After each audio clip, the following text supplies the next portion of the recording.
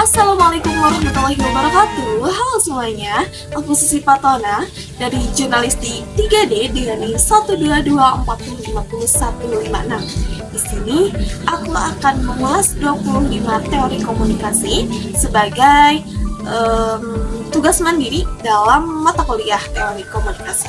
Yang pertama ada teori deduktif dan induktif. Teori deduktif merupakan proses nalar yang menarik kesimpulan yang bersifat khusus dari hal-hal yang bersifat umum. Misalkan, premis 1, Hamdan suka mengkonsumsi makanan bergizi. Premis 2, orang yang suka mengkonsumsi makanan bergizi, tubuhnya sehat. Maka kesimpulannya, Hamdan mempunyai tubuh yang sehat. Penalaran induktif merupakan proses penarikan kesimpulan dari hal yang bersifat khusus menjadi hal yang bersifat umum. Premis 1, hewan membutuhkan makanan. Premis 2, tumbuhan membutuhkan makanan. Premis 3, manusia membutuhkan makanan. Maka kesimpulannya, setiap makhluk hidup membutuhkan makanan. Teori yang kedua yaitu teori interaksi simbolik. Ketika individu melakukan interaksi dengan individu lain secara sadar, maka interaksi ini disebut interaksi simbolik. Contoh, ketika kita sedang melakukan aktivitas berbelanja yang mana terdapat pelayan yang menawarkan berbagai produknya kepada kita. Teori yang ketiga yakni teori penetrasi sosial, proses ikatan yang menggerakkan sebuah hubungan dari yang superficial menjadi hubungan yang intim. Contohnya, seperti dalam analogi bawang dijelaskan terkait dimensi yang ada dalam proses penetrasi sosial. Dimensi yang pertama adalah breadth atau keluasan dan depth atau kedalaman. Dimensi breadth merujuk pada berapa banyak sih variasi topik yang didiskusikan dan juga waktu yang dihabiskan untuk berkomunikasi dengan yang lain terkait topik-topik tersebut. Sedangkan dimensi deep berkait dengan kedalaman suatu hubungan yang akan menggiring kedua individu dalam berinteraksi dan berdiskusi terkait topik tertentu. Sebagai contoh, ketika dua orang individu baru saling mengenal atau pada tahap awal berinteraksi, topik yang dibahas akan terbatas dan kemungkinan akan sangat general atau umum. Berbeda dengan kita yang sudah kenal lebih dekat, maka pembahasannya akan lebih intim. Teori yang keempat yakni teori pengurangan ketidakpastian, yakni sebuah teori yang digunakan untuk membantu meminimalkan ketidakpastian yang terkait dengan pengambilan suatu keputusan. Contohnya, ketika dua orang atau lebih bertemu dan mereka berkomunikasi yang secara tidak langsung fokus untuk mengurangi ketidakpastian satu sama lain dalam hubungan mereka. Biasanya ketidakpastian ini muncul pada saat pertemuan awal dengan seseorang yang asing dan tidak yakin harus bagaimana, harus bersikap atau bertindak. Yang kelima ada teori manajemen privasi komunikasi, yakni teori yang bertujuan untuk mengembangkan pemahaman berdasarkan bukti tentang cara seseorang membuat keputusan tentang pengungkapan dan penyembunyian informasi pribadi. Teori ini berpendapat bahwa ketika orang mengungkapkan informasi pribadi, tentunya mereka bergantung pada sistem manajemen berbasis aturan untuk mengobrol tingkat aksesibilitasnya. Batasan privasi seorang ini mengatur keterbukaan dirinya. Setelah pengungkapan dilakukan, negosiasi atau privasi antara kedua pihak diperlukan. Contohnya, ketika seseorang ingin membicarakan masalah pasangan, ia akan memilih waktu yang suasana yang tepat sehingga pembicaraannya berlangsung baik serta pembahasan apa saja yang sebaiknya disampaikan atau tidak. Teori yang keenam yakni teori disonansi kognitif, yakni sebuah teori dalam psikologi sosial yang membahas mengenai perasaan ketidaknyamanan seseorang akibat sikap, pemikiran, dan perilaku yang saling bertentangan dan memotivasi seseorang untuk mengambil langkah demi mengurangi ketidaknyamanan tersebut. Sebagai contoh, ada seorang perokok tetapi merokok meski dia tuh tahu bahwa rokok ini berbahaya bagi kesehatannya. Nah, situasi tersebut dapat menimbulkan perasaan tidak nyaman pada seseorang.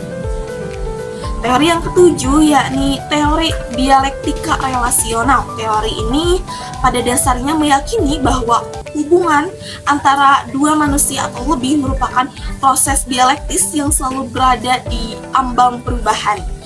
Ini karena manusia terus berubah dan konflik dalam hubungan adalah hal yang wajar. Oleh karena itu, proses komunikasi yang transparan diperlukan dalam hubungan dialektis jika ingin berkelanjutan dan produktif dalam jangka panjang. Misalkan seorang mahasiswa atau peneliti studi media melihat cara media mewakili permasalahan dan kompleksitas kehidupan sehari-hari melalui film, lagu, berita, dan lain-lain. Dalam kasus ini, mahasiswa menggunakan teori dialektika relasional untuk mengkaji proses komunikasi, kontradiksi, dan masalah dalam hubungan yang digambarkan. Teori yang kedelapan adalah teori self-disclosure, yakni pengungkapan informasi mengenai diri sendiri yang biasanya tidak diketahui oleh orang lain. Nah, individu ini membuka diri ketika individu tersebut membagikan informasi pribadi mengenai diri sendiri seperti harapan, ketakutan, perasaan, pikiran, pengalaman saat berinteraksi dengan teman baru. Itu adalah merupakan contoh teori dari self-disclosure. Pasalnya, kegiatan perkenalan akan membuat seseorang mengungkapkan hal tentang dirinya kepada lawan bicaranya, kepada teman baru seperti nama atau hobi. Teori yang kesembilan ada teori grafting, merupakan proses pengambilan keputusan yang terjadi pada suatu kelompok yang sangat kohesif, di mana anggota-anggota ini berusaha mempertahankan konsensus kelompok sehingga kemampuan kritisnya tidak efektif lagi. Seperti contoh, anggota kelompok yang memiliki ikatan erat mungkin mengembalikan atau meremehkan informasi yang menghambat pengambilan keputusan mereka. Mereka mungkin mencoba menutup anggota kelompok yang manapun yang mempunyai sudut pandang yang berbeda. Teori yang ke-10 ada teori informasi strukturisasi. Teori ini dalam ilmu sosial berfokus pada penciptaan dan pemeliharaan sistem sosial dengan menganalisis interaksi antara struktur, aturan, dan sumber daya dan agen, yakni individu atau suatu kelompok yang bertindak.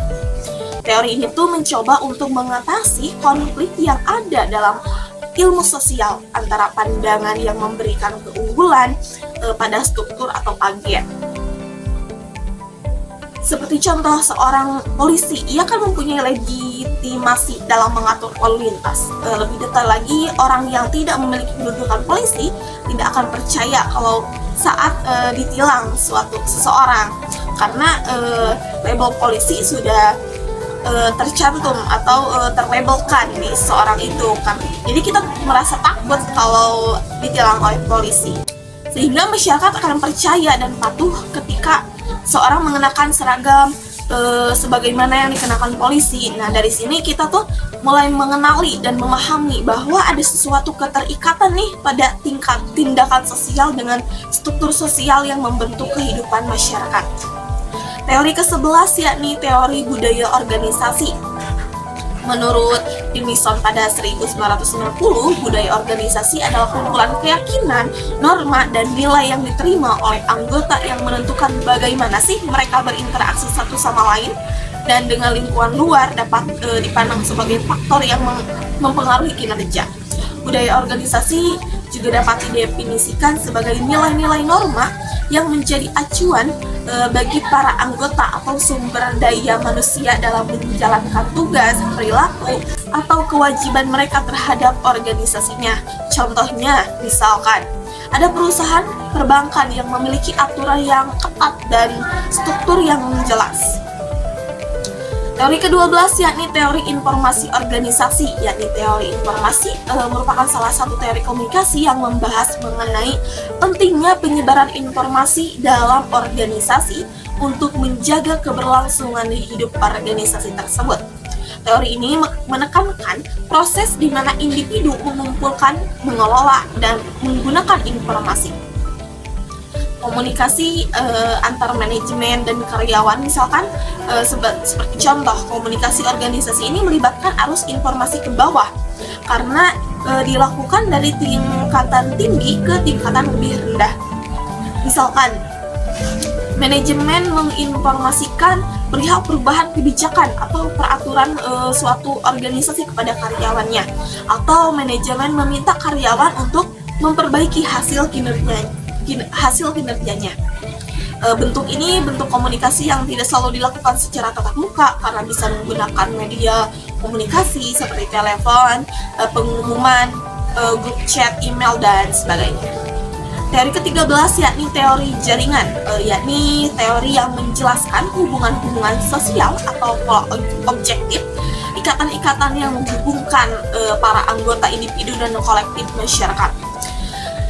Contohnya, meminta saudara untuk memberikan informasi terkait syarat dalam pekerjaan yang bisa saja hal ini terjadi karena antara anggota keluarga, seperti hubungan antara orang tua, anak, saudara kandung, dan kerabat dekat lainnya terpelihara secara konsisten dan baik.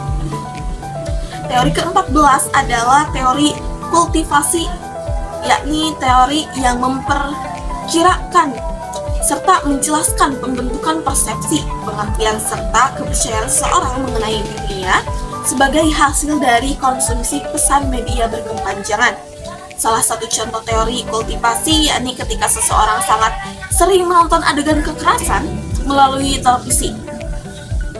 Dalam kehidupan nyatanya, ia takut berjalan sendirian di malam hari karena dipengaruhi bayangan bahwa ia akan dirampok, bahkan dibunuh.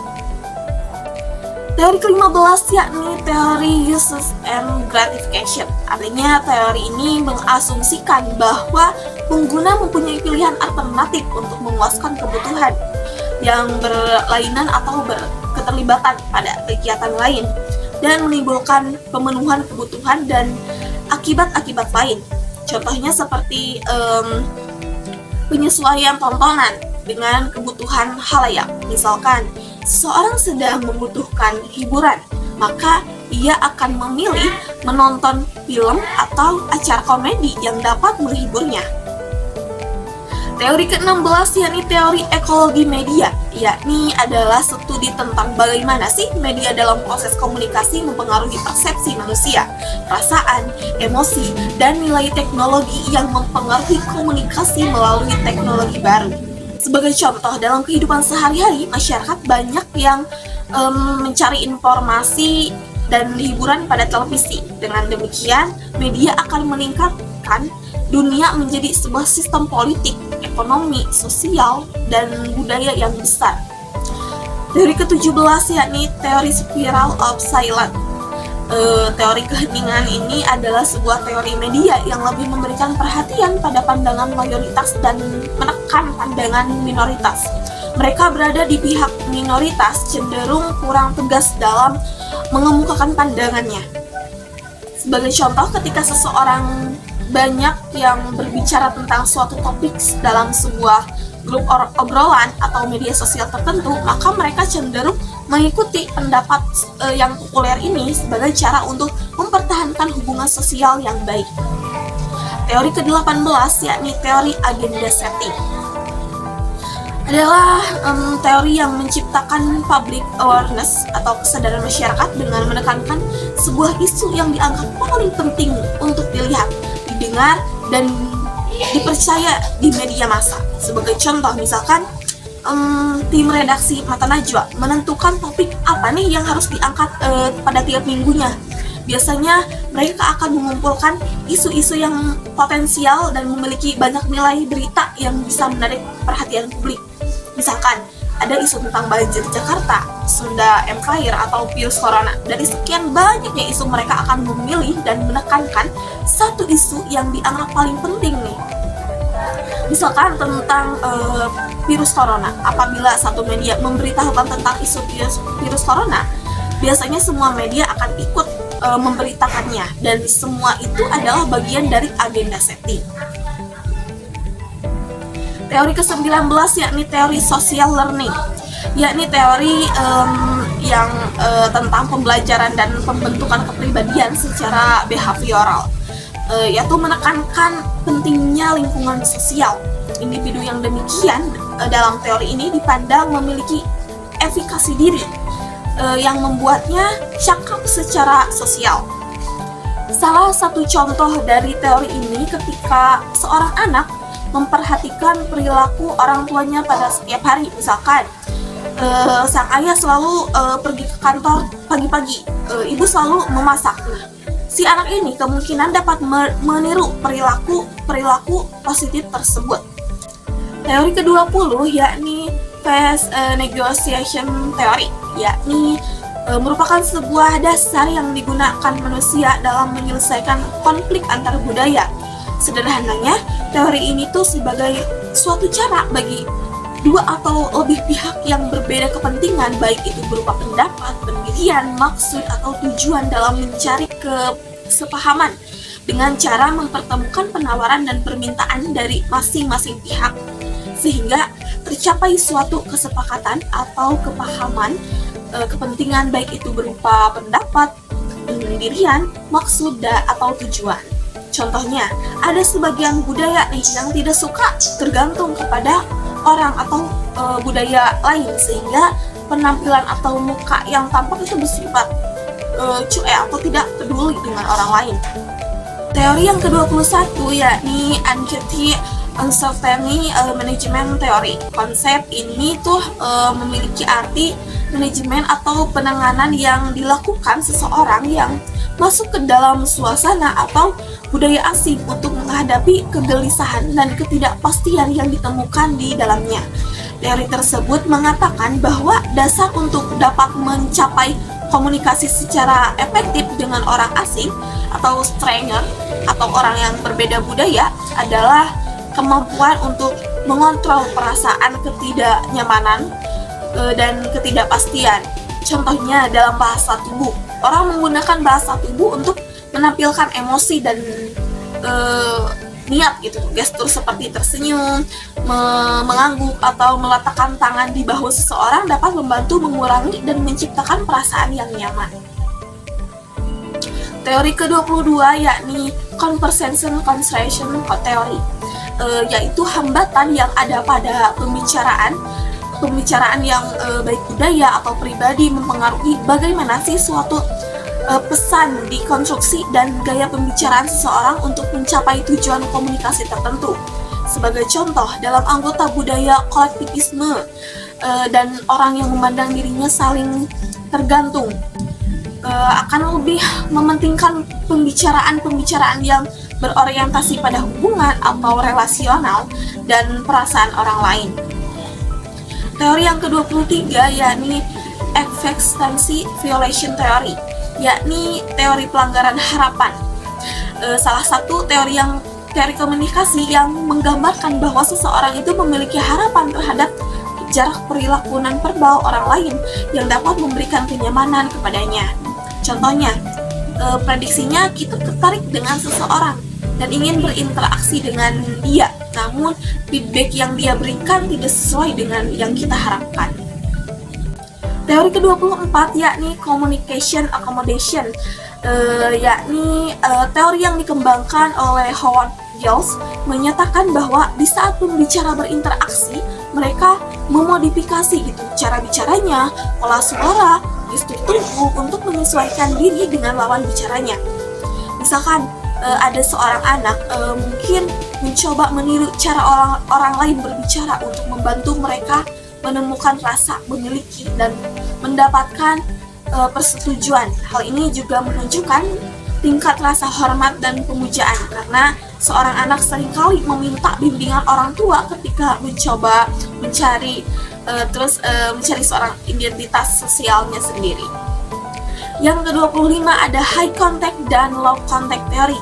High Contact atau komunikasi konteks tinggi adalah pola komunikasi yang pesannya lebih disampaikan secara tidak langsung atau implisit gitu, serta memiliki kesempatan pesan yang ingin disampaikan dari aspek nonverbal, serta sering terkesan tidak menyerang lawan bicara. Contohnya, Kasus dalam penyampaian kritik menggunakan pola komunikasi ini akan terlebih dahulu ditambahkan pujian-pujian atau penghargaan untuk hal positif yang ada. Bahkan juga bisa menambahkan pesan lain sebagai kritik bersifat hiperbola. Seperti, wah tulisanmu sudah sesuai tema, apalagi kalau lebih dirapihkan akan lebih sempurna. Nah, berbeda dengan low contact culture, yakni berkebalikan. Cara komunikasi ini disampaikan secara eksplisit atau terang-terangan. Pesan yang disampaikan pun langsung ke inti yang dimaksud, seperti tulisanmu gak rapih. Seperti itu. Mungkin itu saja 25 teori yang bisa saya sampaikan. Terima kasih. Wassalamualaikum warahmatullahi wabarakatuh.